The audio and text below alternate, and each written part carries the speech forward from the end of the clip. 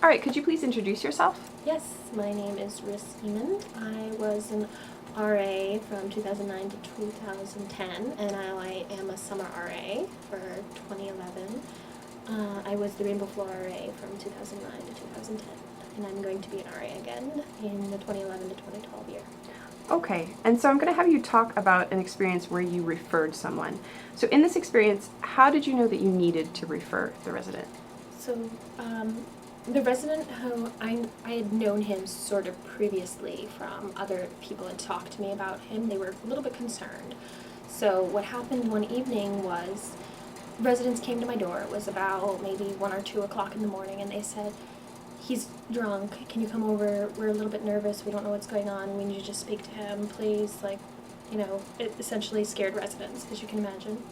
I went over there and I spoke to him, and he was definitely intoxicated, and he was speaking about how he thought about hurting himself and how he was depressed and unhappy.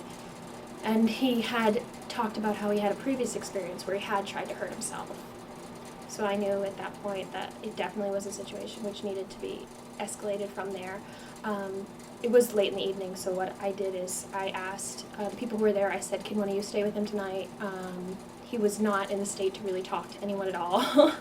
It was more of a just blurting out things that were like drunken blurting out. It was very awkward for all of us who were present. So, and then I sent a message to my ARC, who was the one, and my RC. It was a dual message. And then my ARC quickly responded. What I did then was I started planning what I wanted to do for this resident right then and there. It was, I believe, Saturday evening when this happened. So the next day was Sunday. I knew the counseling center was closed on Sunday. So that morning, I got up with him, with the resident, and we went out for breakfast. We spent a couple hours talking about what was going on and his feelings on his situation that he was in. And from there, we sort of made a plan. Because in my EDCO class, one of the things we stressed was never overstepping your boundary as an RA and allowing the person to try and help themselves initially. So one of the things that we came up with was he wanted to try and make the appointment himself to go to the counseling center. And because he was definitely the type of person who would say, he was saying the right things, but he wasn't feeling the things that he was saying. He was saying, I know I need help, I know I need to do this, but he wasn't feeling it. So I said, all right, you can make your appointment. I'll sit with you if you want me to, and we'll go through it and do it together. He's like, no, I'm going to make it myself. And I said, okay, well, until you go and get this appointment, I told him he had to check in with me every day and let me know how it was going. And this was all information that I had sent to my ARC in my plan, I guess, my plan of action. And so that Monday he did call and he made an appointment, but he came to me and he was upset right after that because they gave him an appointment that was, I think, 2 or 3 weeks from then, which I was I was a little bit upset with the counseling center, but I think I was more upset in that he wasn't able to convey how the necessity of his appointment, that he needed to have this done.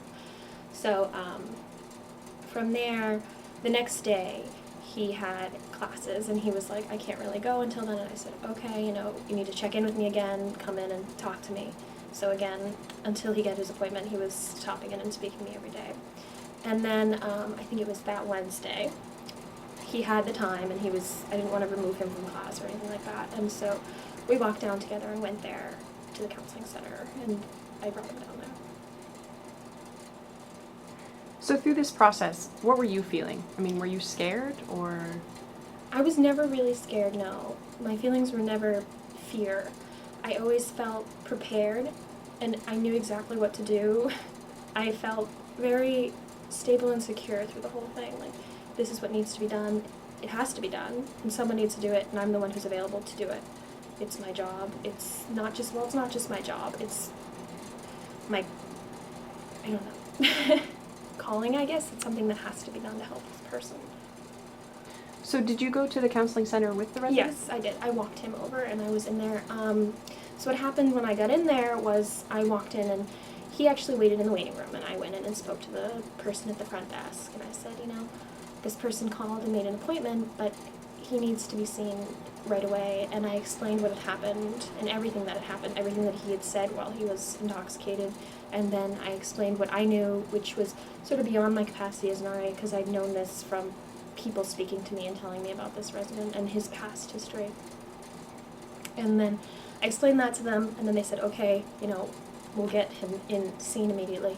So I waited in there with him until he was seen, and then I waited in the waiting room while he was seen, and then he had his appointment. I'd say probably like 45 minutes to an hour speaking with a counselor. And then the counselor actually called me in to speak to me.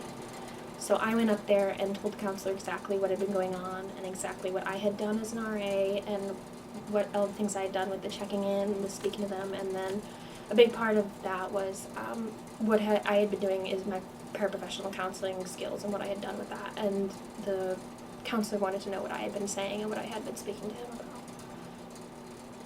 And then what sort of follow-up did you provide for the resident?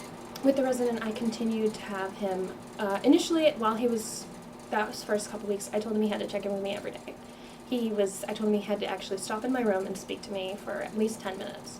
And it usually turned into longer than that, where we were just speaking about what's going on. And then after that, while he was being seen by the counselor, I let him stop in like on a weekly basis, and just usually for an hour he'd come in and we'd just talk about what was going on, talk about his counseling experiences, especially after he'd come back from the counselor. It was usually he wanted to talk about what he talked about with the counselor. So it was a lot of that.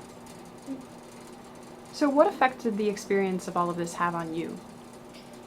For me, as an RA, I was dealing with a lot of other issues at the time with some of the other residents of the building, and even residents from other buildings who were coming to see me. And at the same time, we had some serious issues that I was dealing with, and they were ones that couldn't be revealed, so I couldn't really tell anyone about them except for my ARC, my RC. Even the AD was involved in one of them, and he wasn't even allowed to know about that incident to an extent because it was a confidentiality thing. So while I was dealing with this, I was actually having a lot of emotional turmoil myself, especially because some of this stuff was really close to some of the issues I was dealing with in a personal level with some of my family.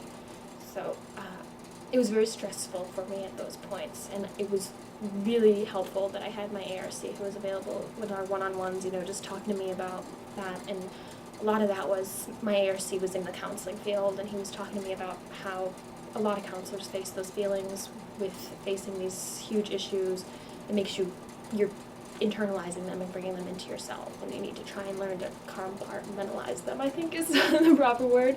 And so it was a lot of that for me, trying to separate myself from the issues that I was dealing with. And again, going through it, it was like no problem. I knew what I needed to do. I just did it. That initial rush of this is what needs to be done, don't even think about it, just do it. And then later on, it comes back to you and you're thinking about it and you're like, oh, that was really tough. That was really difficult. I had to bring someone over to the counseling center. I had to deal with this. I had someone doing this. It's very stressful. And it's just something that you're going to need support if you have to go through it. And that's why we have ARCs and RCs. All right, thank you so much for talking with us. Absolutely.